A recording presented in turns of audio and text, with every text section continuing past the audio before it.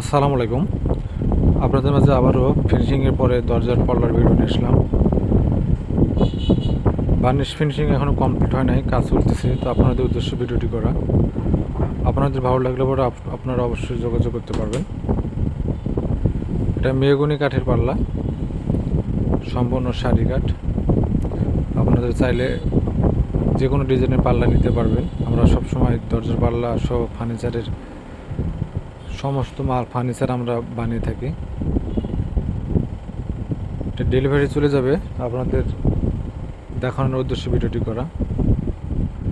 আসলে পাল্লার ডিজাইনের অভাব নাই, কাস্টমার যেরকম পছন্দ করে আমরা সেভাবেই বানিয়ে দেওয়ার চেষ্টা করে থাকি।